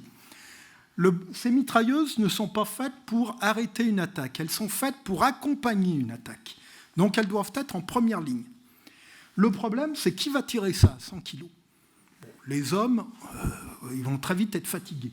Un cheval, il va trop haut, évidemment, les adversaires vont tirer dessus, il y en aura vite plus. Et donc en Belgique, on va avoir, ce sont 2 officiers qui vont avoir l'idée de mettre des chiens à charrette. Alors, l'idée ne leur tombe pas comme ça sur la tête. En Belgique, à l'époque, on emploie beaucoup de chiens à charrette.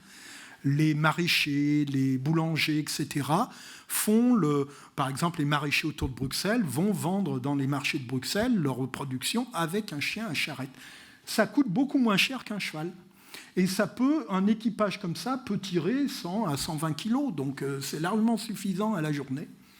Et donc l'idée, ça va être d'employer ces chiens pour tirer les mitrailleuses. Alors, ce qui est intéressant, c'est que ces 2 officiers ont écrit. Hein, dès avant 14, ils ont dit ce qu'ils voulaient faire. Alors, ce qui est intéressant, c'est que ces 2 officiers sortent de la bourgeoisie, une bourgeoisie qui connaît déjà le modèle du chien de compagnie, et ces 2 officiers sont très bien conscients que si l'on veut que ces chiens soient efficaces, il va falloir leur apporter un encadrement affectif, etc., etc. Et ils le disent, donc, voilà, il faudra faire ça, ça et ça. Le problème, c'est que les soldats qui se retrouvent affectés dans ces compagnies de chiens mitrailleurs, qui vont devenir célèbres avant 14. Hein, dans toute l'Europe, vous avez en 13 et en 14, avant la guerre, vous avez des articles de presse sur cette nouvelle arme. Voilà une nouvelle arme, on n'est pas du tout dans l'anachronisme, là, hein. On est au contraire dans la nouveauté, dans la modernité. Cette nouvelle arme est très célèbre. Le problème, c'est que ces soldats-là, ils sortent essentiellement du monde ouvrier, du monde de l'artisanat, du monde de la paysannerie. Un monde où, en 1914, on n'est pas dans le rapport à l'animal de compagnie, au chien de compagnie. Le rapport avec les chiens de ferme, c'est un rapport très distant, très froid, voire brutal. Résultat, ces hommes ne vont pas savoir, à la fois pas vouloir, pas savoir.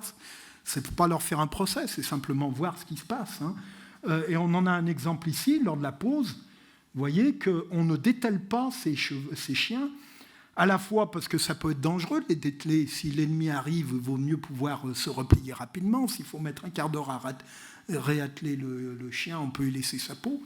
Mais évidemment, ça veut dire que pour le chien, c'est très incommode, donc il va très peu se reposer. On ne fait pas attention non plus aux affinités entre chiens. Là, on a des textes qui racontent que on met ensemble des chiens qui ne s'entendent pas. Hein, il y en a un qui va travailler, l'autre qui ne veut pas travailler. Au bout d'un moment, celui qui veut travailler, il en a marre parce qu'il comprend très bien que l'autre triche. Ça peut très bien ne pas s'entendre. Et puis, ces chiens qui étaient des chiens de charrette, ils étaient habitués à faire quelques kilomètres avec leur maître. Hein, on allait à Bruxelles, on attendait, on vendait au marché, le chien avait le temps de se reposer, le maître allait au café, il avait le temps de se reposer là aussi, on repartait. Là, ce n'est pas le cas. Lorsque l'armée allemande entre en Belgique, on précipite ses troupes contre elle pour pouvoir les arrêter, c'est-à-dire qu'on va leur demander plusieurs dizaines de kilomètres par jour. Ces chiens ne sont absolument pas habitués à ça. Hein. Et donc, qu'est-ce qu'ils font ? Ils se mettent à aboyer, ils se mettent à devenir agressifs, d'où on est obligé de les mettre en muselière, par exemple. Hein, on le voit bien ici. Hein. Et on a des textes qui racontent, notamment côté allemand, qui racontent qu'il y en a un un artilleur, oui, allemand, qui raconte qu'un soir, ils entendent arriver des chiens qui aboient, et ils savent tout de suite ce que c'est. Ils savent très bien que ce sont les compagnies mitrailleurs belges, parce que c'est tellement célèbre, ils s'attendent à les voir arriver. Que font les Allemands? Ils estiment à peu près à l'audition, ils estiment à peu près la distance, et toute la nuit, ils font bombarder. Et le lendemain, il n'y a plus personne en face. Hein, la plupart des chiens sont morts, les hommes aussi, etc. Et c'est l'échec total. Et ça montre que, évidemment, cet emploi des animaux n'est efficace que si l'on fait attention aux animaux. Hein, ça, les gens de l'époque le savaient.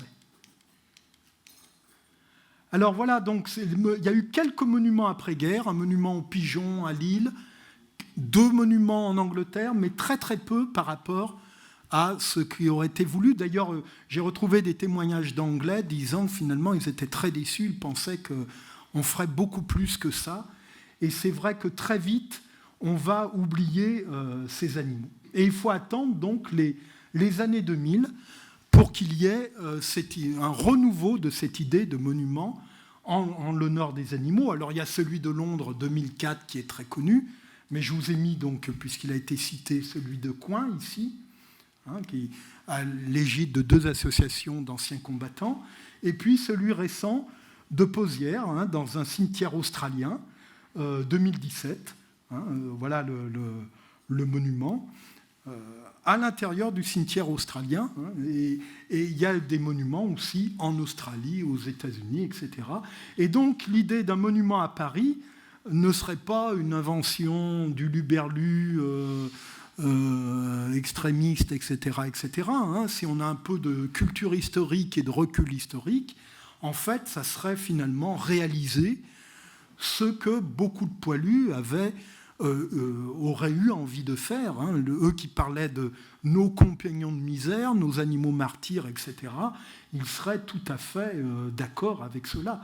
Et je trouve que ce soit des associations, des mouvements d'anciens combattants, de mémoire des guerres, etc., qui soient derrière cette idée pour Paris, et plus l'association Zoopolis, c'est tout à fait bien et c'est tout à fait intéressant. Voilà. Je vous remercie de votre attention.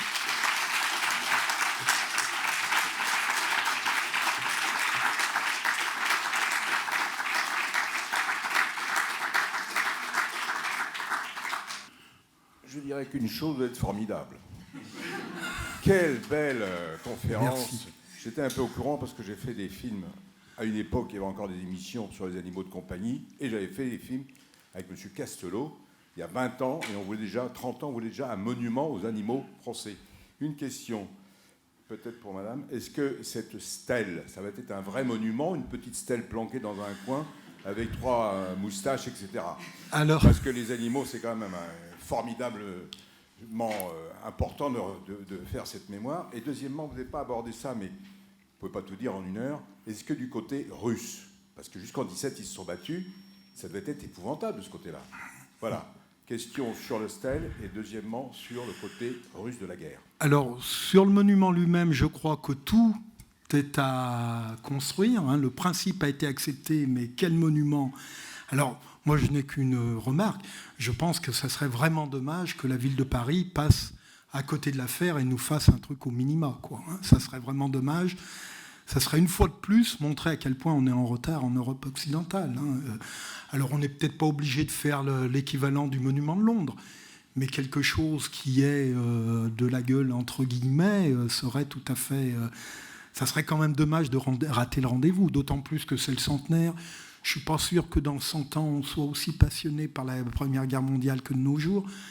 Bon, c'est vraiment l'occasion maintenant, et je pense que ça serait vraiment un moyen de...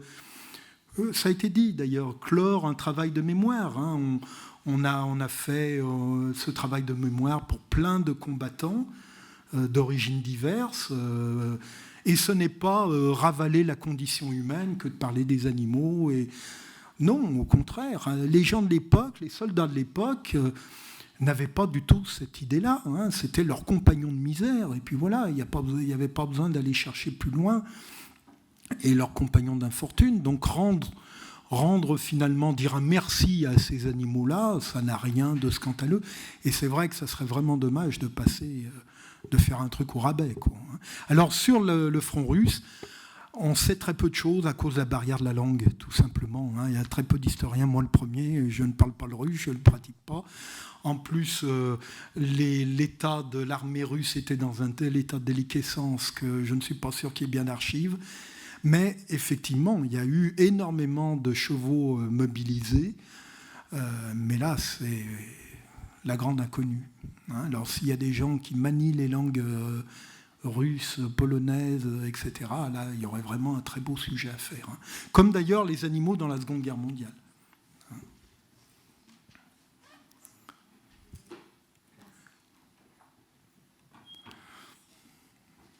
D'abord, merci pour cette conférence, parce que moi-même qui suis professeur d'histoire, je ne connaissais pas du tout ce domaine-là, en tout cas, donc merci.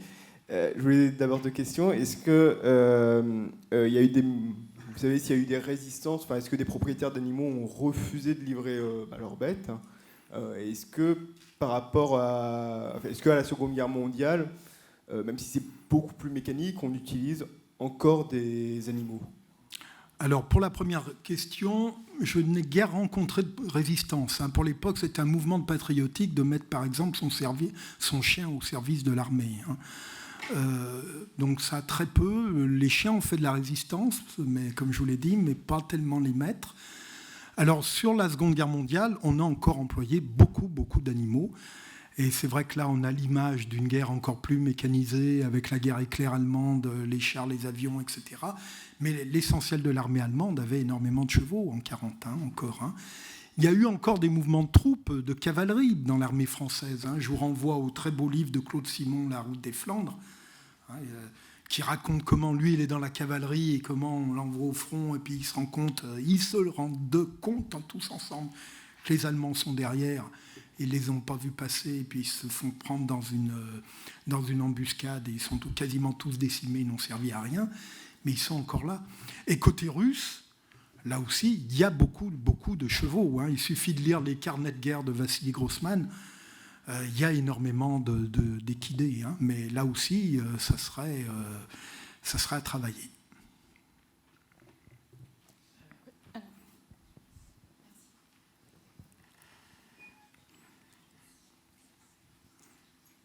Donc déjà, je suis ravie de vous retrouver parce que j'ai été une de vos élèves à Lyon 3. Je suis bien dans vos cours.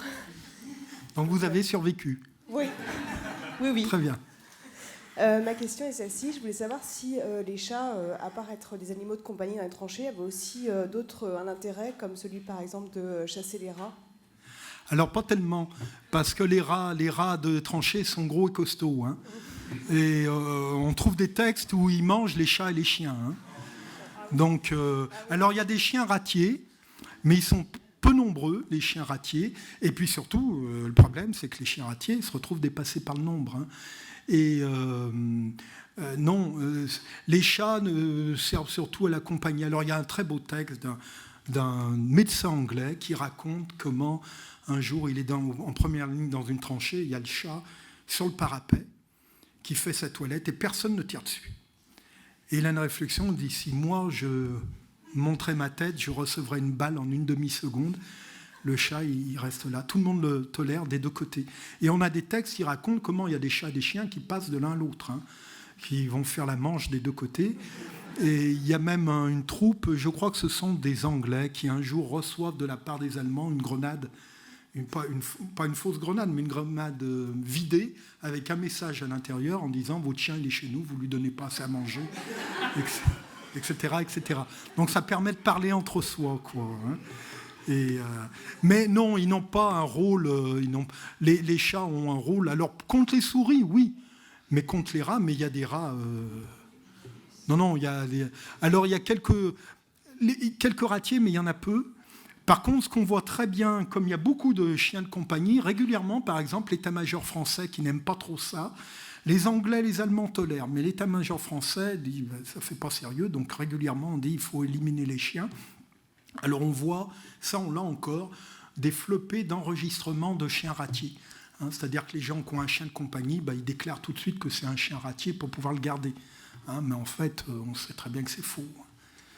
Mais non, par rapport aux rats, la plupart du temps, les soldats utilisent la pelle et la pioche. Ou alors les gaz, mais les gaz et les bombardements sont assez efficaces.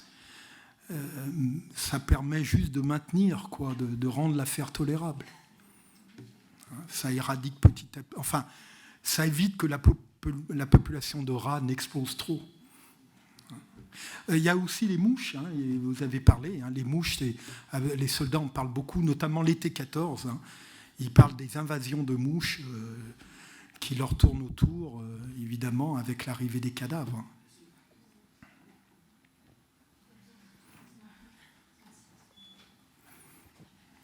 Merci. Tout à l'heure, vous avez parlé de la façon dont les Anglais traitaient les animaux et celle des Français. Donc, ma question, c'est celle-là. Pourquoi est-ce que vous pensez pourquoi les Anglais ont apparemment bien traité leurs animaux et pas les Français? Comment vous l'expliquez?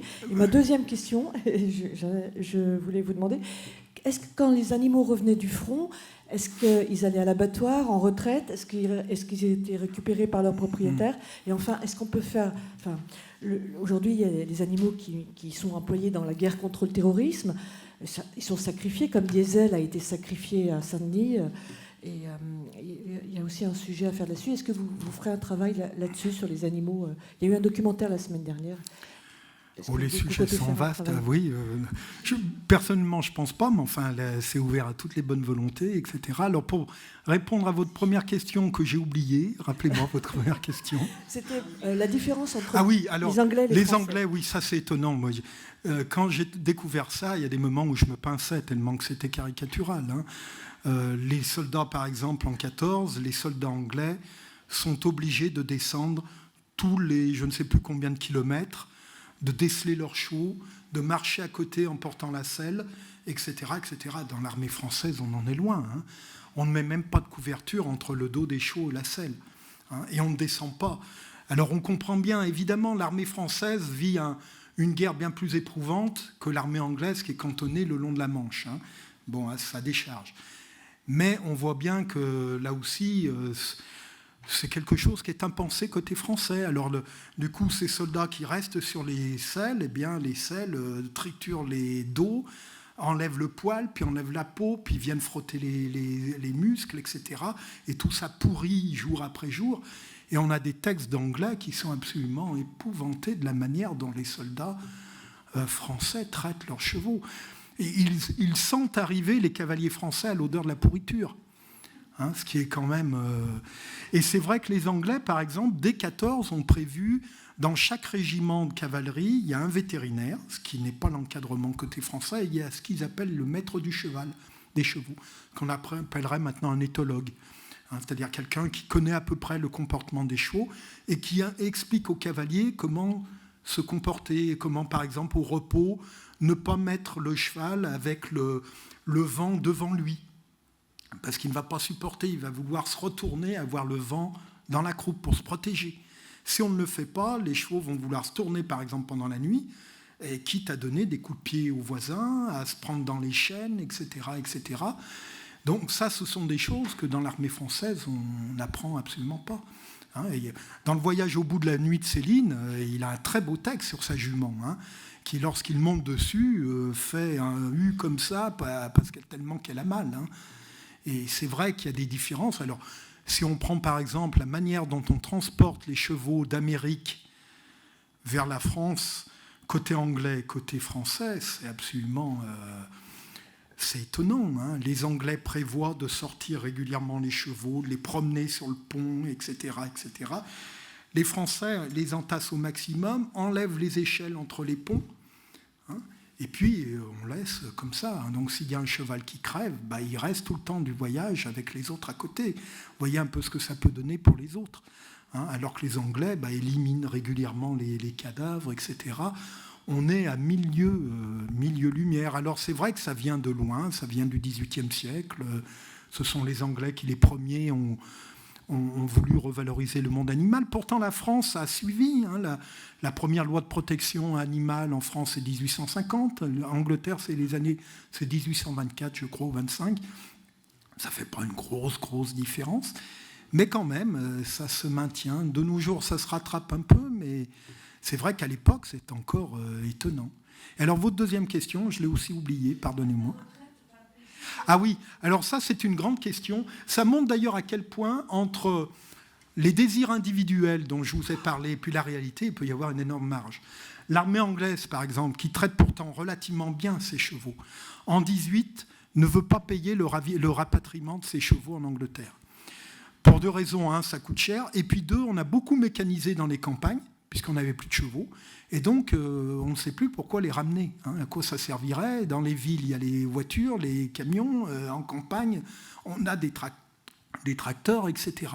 Donc, elle ne veut pas payer. Donc, l'armée anglaise va vendre ses chevaux soit aux abattoirs en France, aux bouchers français, soit aux paysans français. Ça va déclencher un énorme scandale en Angleterre. Et on va forcer l'armée anglaise à rapatrier une partie des chevaux, mais qu'une petite partie. Côté français, l'essentiel, soit on revend aux bouchers, soit on vend aux paysans. Et c'est vrai que beaucoup de paysans vont se réapprovisionner en chevaux en achetant à pas cher des chevaux de guerre. Mais j'ai trouvé, il peut y avoir des destins dramatiques, j'ai trouvé dans le journal de Paul Léoto récemment, il parle d'un cheval qui a fait toute la guerre et qui va être vendu à un impresario de corrida et fini éventré par un taureau. Et évidemment, et Léoto a toute une page en disant c'est quand même scandaleux qu'on ait fait un truc pareil. Et c'est vrai que pour les chiens aussi, alors les chiens, c'est encore plus difficile à voir. Manifestement, les chiens côté allemand, à la fin de la guerre, on les exécute systématiquement. Enfin, les Français, les Alliés exécutent systématiquement les chiens allemands. On tue aussi les chevaux allemands parce qu'ils sont dans un état absolument catastrophique. Donc, ils sont moribonds, les chevaux allemands. Et côté français, les chiens, il y a une volonté de les rapatrier à l'arrière, mais ça se fait dans une situation. J'avais trouvé un texte notamment qui racontait qu'on avait envoyé un convoi entier par chemin de fer de chiens, mais que personne n'avait pensé à les ravitailler pendant le voyage, à les sortir, etc. Le convoi a mis beaucoup de temps pour rentrer à Paris parce que c'était évidemment pas prioritaire. Et que lorsqu'ils ont ouvert les portes, il y avait plein de chiens morts, ils s'étaient entre-dévorés, etc., etc. Donc ça a été... Et on lit entre les lignes que la plupart de ces chiens ont fini dans les chambres à gaz de la fourrière. Alors, on ne savait plus quoi en faire. Donc on voit bien la différence entre ce que certains ont pu penser individuellement et puis ce qu'on a fait collectivement, y compris côté anglais. Est-ce qu'il y a d'autres questions ? Remarques? Non? Est-ce qu'il va y avoir une souscription? Alors, concernant le monument, déjà, selon la mairie de Paris, il s'agit d'une stèle donc, qui a été votée au Conseil de Paris de septembre. Donc, pour le moment, nous n'avons pas plus d'informations. Donc là, il va y avoir un groupe de travail qui va être créé, composé d'élus, qui devra répondre à 3 questions: l'emplacement, la forme et ce qui sera écrit dessus. Et nous, à ce jour, nous n'avons pas d'autres informations. Donc voilà, nous on suivra bien sûr de près le dossier, mais on n'a pas d'autres informations. Voilà, donc suivez-nous sur les réseaux sociaux et on communiquera là-dessus quand on aura des informations. Et puis en parallèle, je tiens aussi à, parce qu'on on a parlé un peu, enfin j'en ai parlé vaguement, mais il y a aussi donc des démarches d'arrondissement qui ont été votées. Donc le 7e, le 14e et le 6e. Donc ça aussi, ça sera des démarches qu'il faudra suivre, et notamment donc des plaques mémorielles qui seront créées, notamment sur le lieu du dépôt de remonte dans le 14e, boulevard Jourdan, qui normalement devrait être inauguré avant la fin de l'année. Donc voilà, on tiendra informé là-dessus. Et puis aussi le 7e qui a voté également trois vœux sur des lieux de mémoire dans le 7e, puisqu'il y avait beaucoup de liens entre les animaux de guerre et le 7e arrondissement. Voilà, pour le moment, on n'a pas plus d'informations. Je vais vous donner le micro.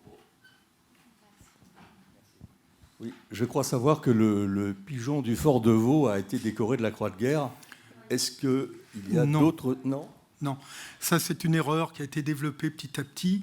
J'ai fait un article là-dessus récemment, là, sur le pigeon du Fort de Vaux. Vous le trouverez sur Internet si ça vous intéresse. Ce pauvre pigeon, enfin ce brave pigeon, il y a eu 4 pigeons qui ont été lâchés par le commandant Raynal. Et lui, ça a été le plus mauvais, entre guillemets. C'est-à-dire qu'il a mis plus de 24 heures pour arriver à Verdun. Et lorsqu'il arrive à Verdun, son message n'a plus d'utilité. Mais bon, c'est lui qui a été mis en avant après, très lentement, surtout dans les années 30, parce que c'était le dernier. Il n'a jamais été décoré de la Légion d'honneur. Simplement, en 1920, il y a eu une exposition au Grand Palais de la Société avicole de France qui présentait donc les plus belles races de volailles, etc., et qui avait eu l'idée de faire venir les pigeons du Fort de Vaux, les pigeons de Verdun. Et on a un film qui est sur Internet, si ça vous intéresse, il dure à peu près 2 minutes, qui a été mis très récemment sur le site, et qui montre donc ces pigeons. Il y en a une vingtaine dans leur cage en osier, comme je vous ai montré, et le pigeon du Fort de Vaux n'est guère plus mis en avant, enfin le dernier pigeon vaillant n'est guère plus mis en avant que les autres. Alors il y a des pancartes où ils sont entre guillemets cités, mais en fait c'est une citation faite par la Société colombophile de Verdun et manifestement les autorités militaires de Verdun. Alors on a repris les couleurs de la Légion d'honneur pour le diplôme, mais il n'y a jamais eu de diplôme de la Légion d'honneur. Ça, c'est une confusion qui a été faite.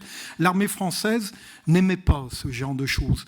Il y a eu des citations à l'ordre des régiments en intime, mais ça n'est pas allé plus loin. Alors que dans l'armée allemande, autrichienne, anglaise, etc., il y a eu des décorations sans aucun problème, bien sûr.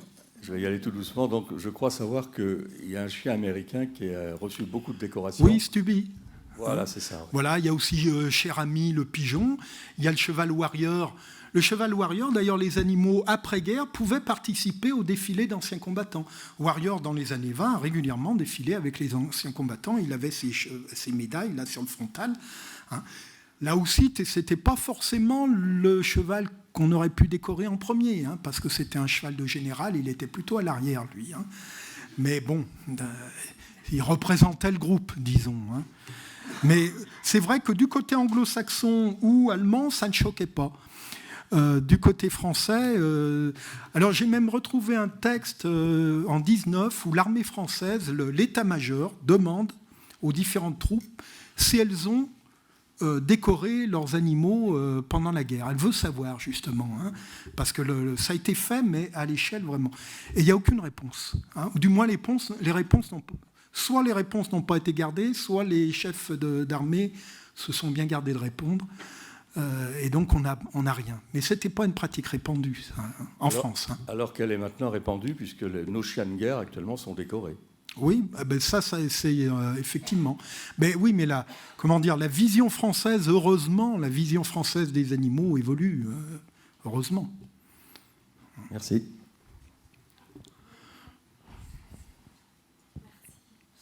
Alors j'ai une question qui porte plus sur la reconstruction des poilus. Est-ce qu'on fait appel aux animaux déjà à l'époque pour aider à la reconstruction ou pas du tout? Alors on a l'idée à l'époque, c'est des premiers chiens guides d'aveugles.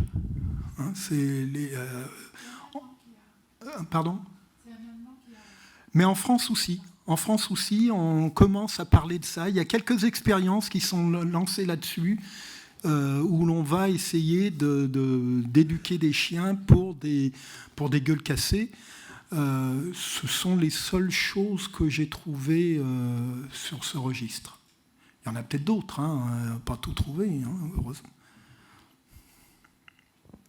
Est-ce qu'il y a d'autres questions? Non? Bon. Merci beaucoup, Éric Baraté, pour la conférence. Merci à toutes et à tous.